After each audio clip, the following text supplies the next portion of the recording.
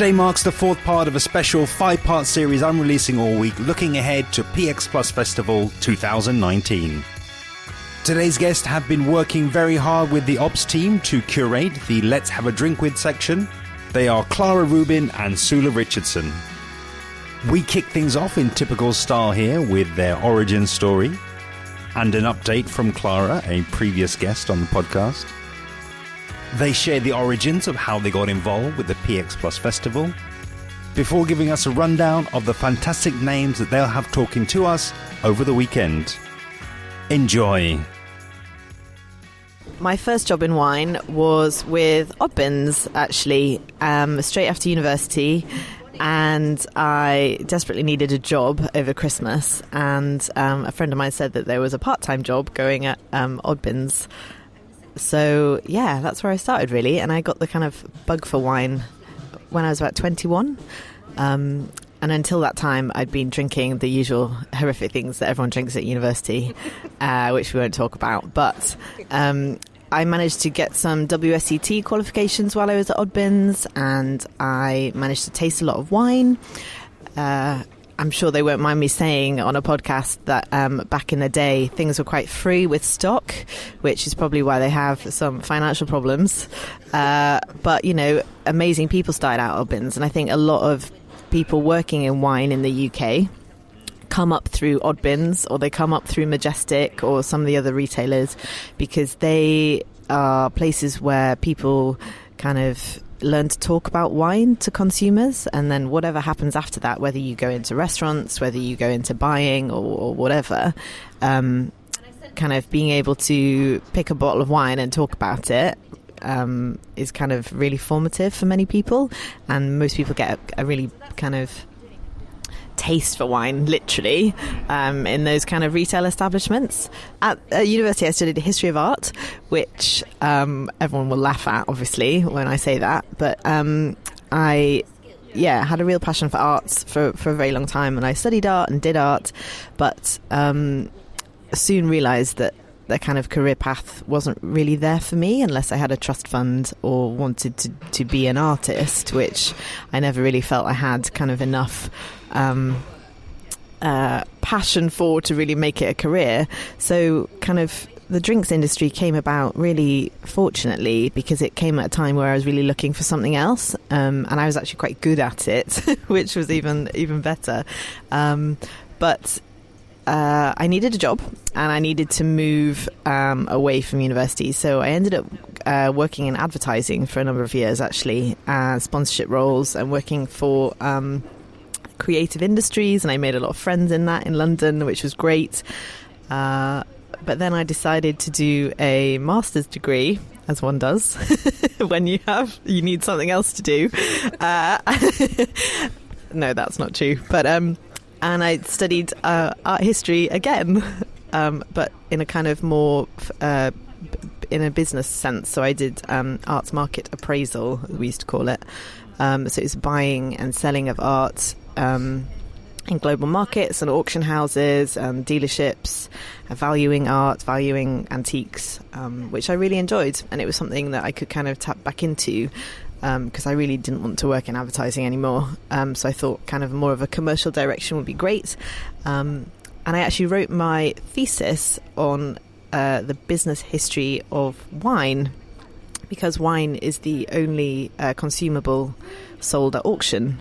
And it's kept in bond, and there's a whole crazy kind of psychology of collecting that goes into that. And it was something that I wrote a very long paper on, and had to justify it to many panels of academics of why it was important to discuss in terms of why we should look at wine in the same way as we do art.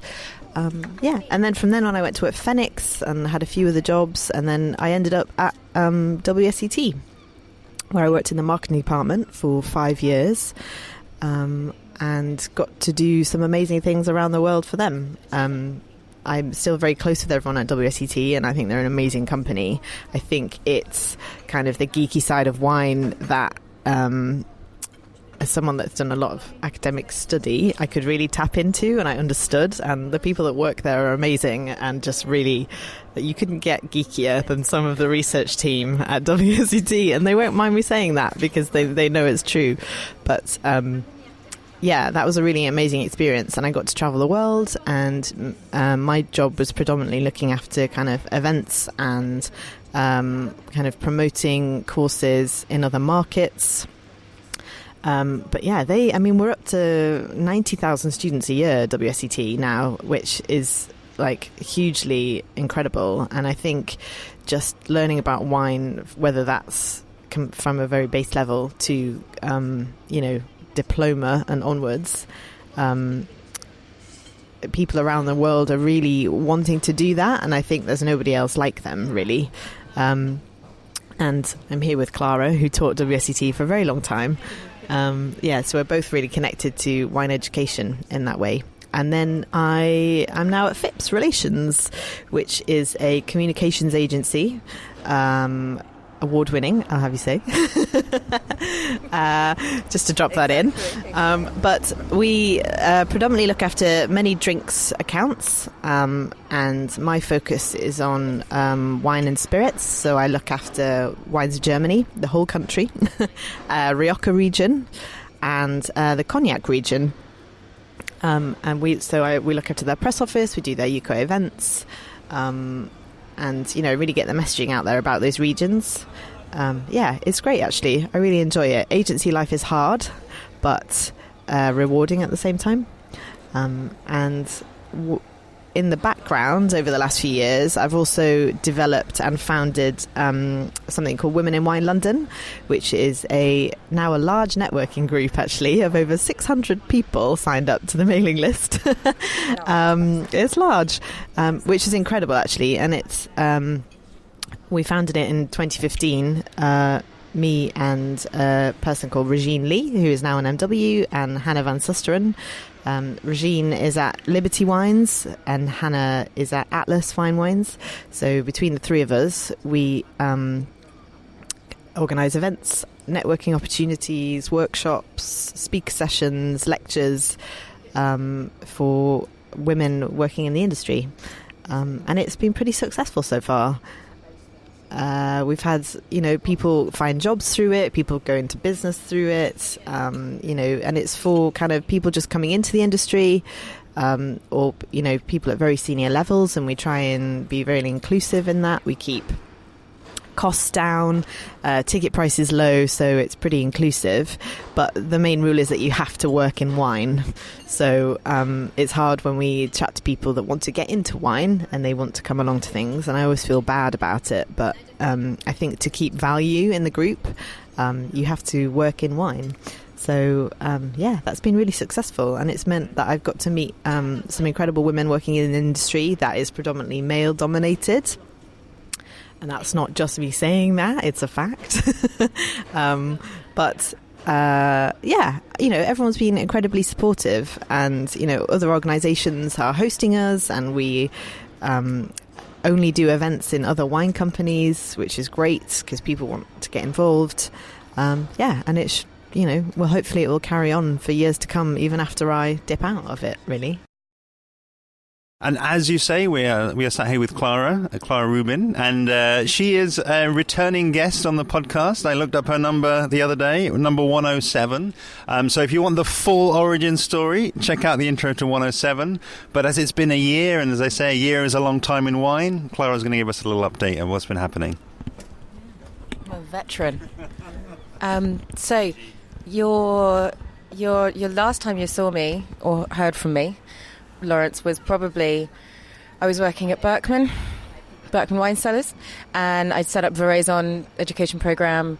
I am now an ex-squirrel and a current grafter, which is what we're calling ourselves now. Yeah, exactly. So I left Berkman Wine Cellars to work for Red Squirrel Wine with Nick Darlington, who I've known for about, 6.5 years, 7 years, I don't know. Since he set up Red Squirrel Wine, really. And now we have merged with the Knotted Vine with David Knott. And we're now Graft Wine. You have to say it like that because it's all in capitals. Graft. It's very intense. Very enjoyable. So the list has grown from about 250 SKUs at Red Squirrel Wine to now a whopping 350 with another few off list, if you ask. So my job as head of engagement has just increased quite considerably, really. I was halfway through a project launching the Graft Wine app, which was then called the Red Squirrel Wine app. Find it in all good app stores now. And Nick stopped me and said, I've got something to tell you. This merger's going through. So I went, oh, fantastic. So I got to do all that stuff again. No, I didn't. I said, that's great news. That's wonderful. So I'm now working with about 90 different producers around the world and a much, much bigger list. So it's really exciting. Still, in terms of my origin story, I just wanted to point out when Sula was talking about, you graduate university, a lot of people like us, you graduate university with a degree that you absolutely adored but cannot find a job in. And then, the wine industry sort of scoops you up as a very high qualified individual and goes, come and learn about this great drink. All that stuff you were drinking before, ignore that. Come and look at this. And I think that a lot of people do that. And it's one of those industries that I think we both fell in love with. And as such, we've been working really hard to improve it and make it a place that's inclusive for a lot of people and welcoming to a lot of people. And that's why we are involved in PX Plus. Segue. Like all good origin stories, there's loads that I could ask you both now, and I've got almost like a half a page full of scribbled notes here that appears like hieroglyphics. The last point there I think was also very interesting. Myself having transitioned from psychology into wine, and again, this is the advantage of referring back to previous episodes. Episode 100, if you want to hear my origin story. Yeah, it's all getting a bit meta now here, so we've given you a personal origin story. So yeah, I think now, tell us more about the origin story of your involvement with PX Plus. So last year was PX Plus's inaugural year, and it was quite a launch, wasn't it? I, having worked with Jan Konecki and Katie Bone at Ramsey, Jan got in touch with me and said, would you come and do a wine tasting? Having seen him at tastings and things around, throughout my career, really, and the most recent years of his, he said, come and do a tasting. And I said, yeah, fantastic. What do you want to do a tasting on? And he just went, what's current at the moment? So I looked at doing a tasting, an analysis, a sort of dispelling the myth and a real look at the buzzwords of the day, sort of organic, biodynamic, low sulfur, natural, such a great word. And obviously I wouldn't dream of doing anything or making a single move in my career without consulting Sula Richardson. It would be like, leaving the house without trousers. It would be really weird. So Sula thankfully said, yes, absolutely, I'll come and I'll help. And so we made it quite a tasting, didn't we? And it was quite a success. She was the person on the ground holding the string to my kite whilst I was flitting around a tent like a mad woman. So having done that, we then went back to Katie and said, we'd really love to be involved next year. We'd like to do an area where we start talking about some of the issues within the hospitality industry under a beverage sort of lens. So we noticed that there were so many incredible chefs, amazing bakers as well. There was such a really, really strong food presence at the festival last year. We just sort of scratched our heads a bit and went, where's the beverage? There's a lot of people in beverage, in wine, that would really love to be involved in this forum. Where are they? And can we bring some of those people to the conversation? This year they have, and last year as well, they have a Let's Talk About It stage. And they are, as a festival, having some great conversations anyway and bringing a lot of people to discuss things that are going on, whether that's kind of comms, politics, issues back of house, front of house, that kind of thing. So we didn't want to do a repeat of that. So we thought that actually let's use our networks, let's use our contacts, let's use the people that we know and love in the industry that we work with every day, and invite them to come and do some speaker forums. So the way that we have organised our stage, as we're calling it, is that it's more of a forum where we invite people to come and discuss their kind of what they're doing at the moment, basically. And it's very open. We'll do it Parkinson style. It won't be a big panel. It's with either individuals or, two people working together, or two people that are doing similar things within the same kind of arena, basically. And it's going to be very relaxed. We'll hopefully have some great drinks to go along with it, because it's Let's Have a Drinks with. And we think it'd be really good. We have kind of spent a good 4 or 5 months pulling together speakers and getting them to commit to it. And I think that because it's a new festival, you want it to be inclusive and to get people there, and they've not been yet before, so it's not like, oh, you're coming to Glastonbury and great. It's and you have to kind of give a bit of context to what the festival is and what it means, because a lot of people working in comms, I recognise this a lot. A lot of people don't mind talking to consumers because they won't ask the questions that your industry will ask. And talking peer-to-peer is much more terrifying and much more of a challenge, because everybody knows what's going on. So you can't bullshit that forum. You can't bullshit your way through a discussion about what you're doing. You have to be really open and honest about things, or willing to take criticism. So, all of those things have kind of come into play as we've been gathering our speakers. Would you say that was fair? I would definitely say that there is a different list of criterion when it comes to talking trade to trade, almost sort of, rather than talking to consumer. And I think something that all of the people that we've been talking to and booking and lining up, and people that really want to be involved, have this conviction in what they're doing. And the people that we have coming to speak within the Let's Have a Drink With forum are, what they have in common is real passion, merit, and they have courage of their convictions. They really, really believe in what they're doing. And because of that, because of talent, because of passion, people are drawn to them, and their endeavours and their philosophies are successful and they're adopted. People are drawn to them in terms of linking their businesses to them. They are sometimes little known, or in some cases, kind of unknown. They're people who are working hard and through passion and endeavour have made what they believe in a business success. Yeah, and I think I can hear and I can see the passion, and I totally agree with the importance of everything that you've said. Maybe a little bit of devil's advocate. I'm just curious as well. How do you go about putting this into the context of a festival where maybe some people, they don't want to talk about these things. They just want to go and have some drinks. They want to hear some music. What have you found has been your idea of kind of getting these important issues in a I guess a format where people can take them on board but still have fun while they're doing so? One of the major themes of the festival is celebrate.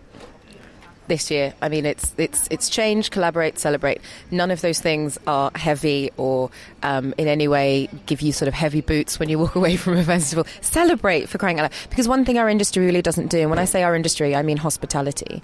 One of the things it really doesn't do is pat itself on the back a bit.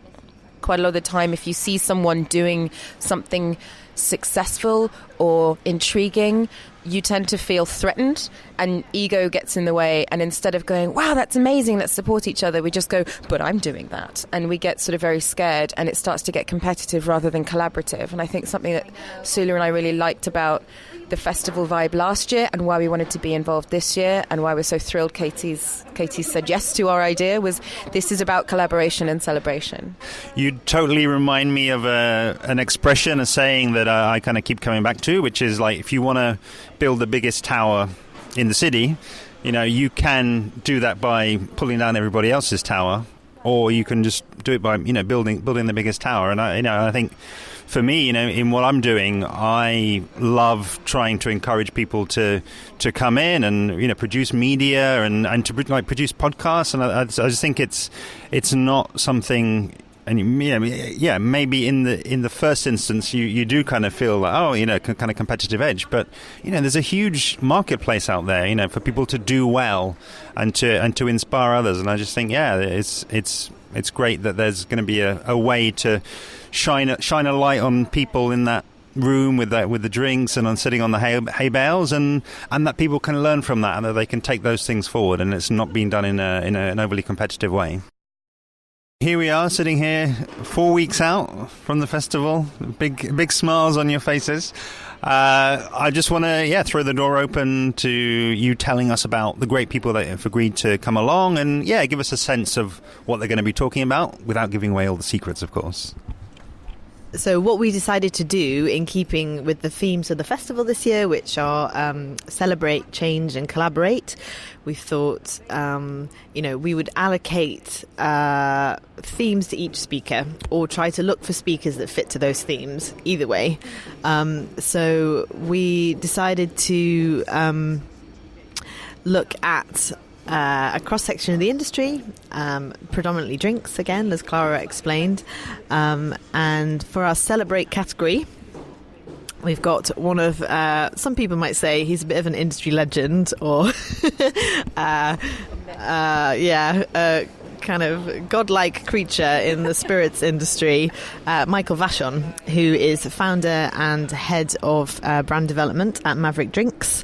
And he is someone that has really kind of challenged the status quo in spirits. The guy isn't from spirits, and he started out kind of, taking gin around bars and talking to people, and he's now someone that has developed a company that isn't doing things the way that other people do it, and he is a mentor to a lot of people. He's so passionate about his staff and the way that the industry works. He's really challenged a lot of the big brands about transparency to do with what goes on the back bar, what's on people's lists, pricing, and he really cares about kind of people's development in the industry, and that's what we're going to be talking to him a bit about.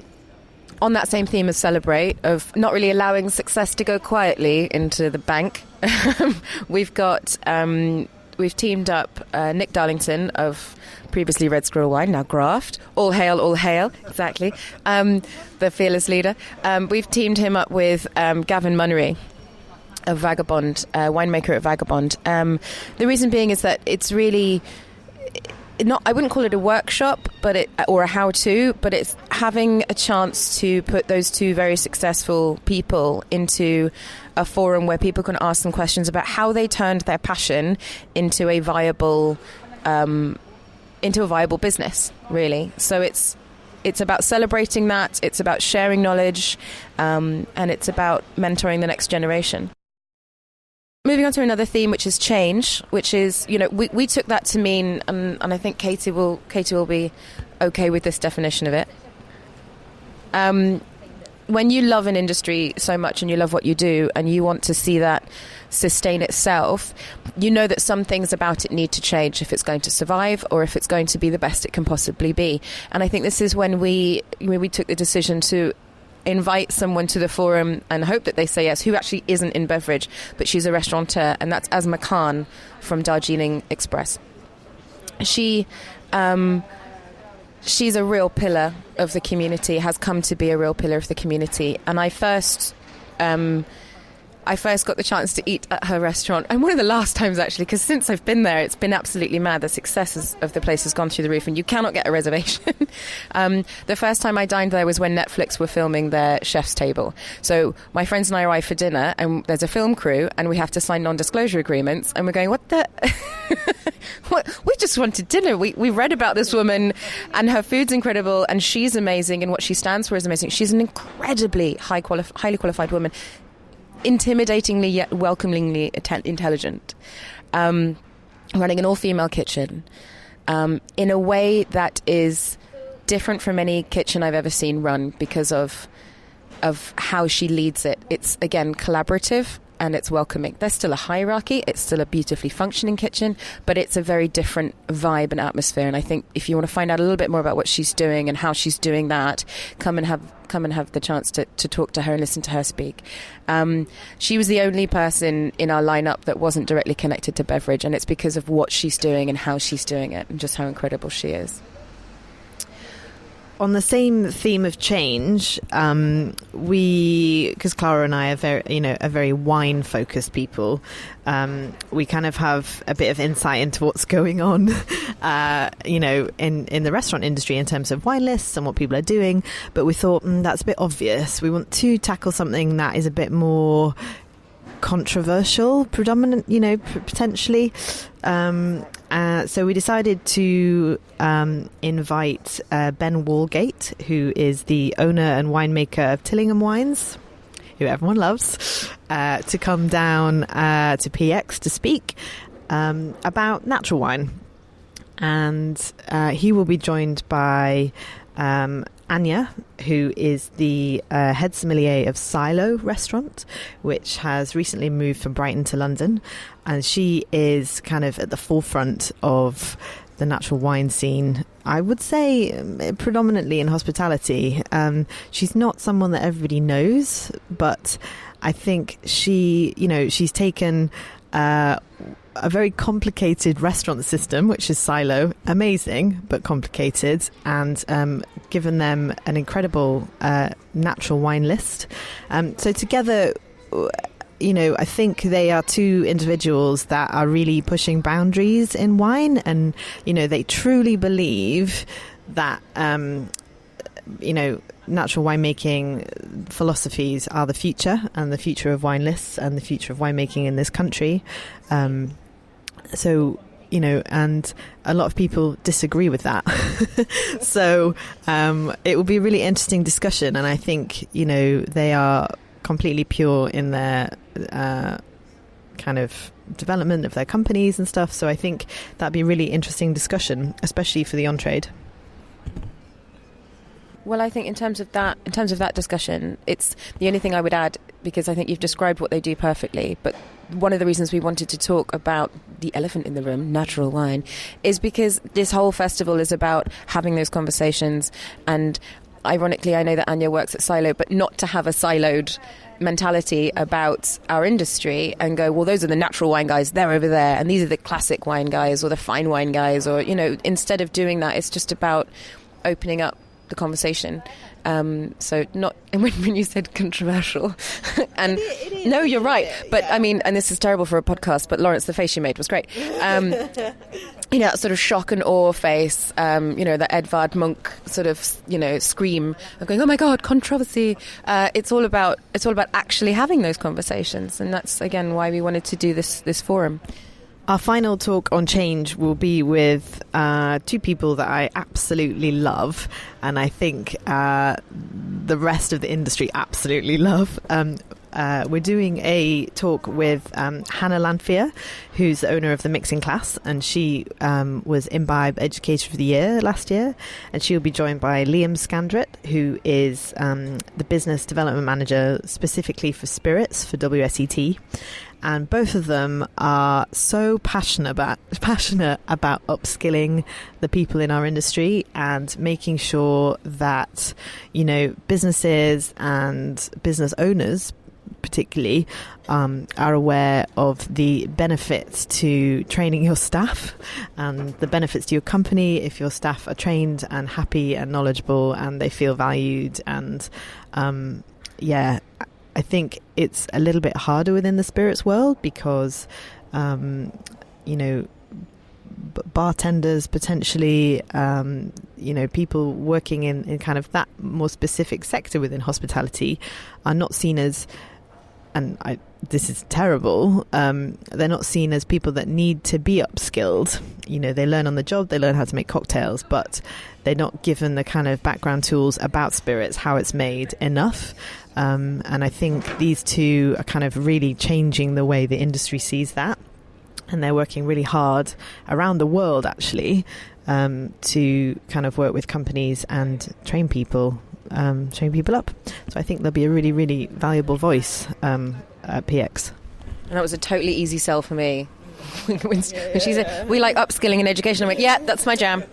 Yep. They're kind of like those really great buzzwords where someone can just be like, so we want to talk about education and upskilling and skills. And you're like, yes. In terms of the last theme, which is collaborate, I think it would be a little blinkered of us if we didn't include two sort of pillars in the wine trade, having done something very recently that is all about collaboration. And that's Xavier Rousset and Devaney, both master sommeliers. So if I was to give them their full titles, it would be Masters of the Universe, MS. So their most recent venture together, which is to set up Trade Soho, which is a hospitality-only members club, just in a little part of London called Soho, is all about collaborate. It was about creating a space for the trade to do just that, to collaborate together, to come together. They've got an incredible schedule every month of talks of, again, all about upskilling and all about education, industry education, having these conversations. And it's such an incredible place to be that you go or you hear about the strategy or you go, this sounds incredible, why has no one done this before? And that's going to be the main question, other than sitting down and going, so Gearoid, Xavier, why did no one else do this? Because now it makes perfect sense. It's one of those places where you think, well, how did we do without this before? And that's really about trying to get our industry again to collaborate, to have those conversations, to just as Sula recognised that women in the wine industry, when she set up Women in Wine London with Regine and Hannah, we don't talk to each other. Why? Seems crazy. And just with the whole theme of PX Plus, it's why aren't we talking to each other? Why aren't we pooling our resources and pooling our efforts and making change happen and celebrating each other and generally furthering the industry? Hi guys, as promised, here are the details on that very special PX Plus collaboration with Interpreting Wine.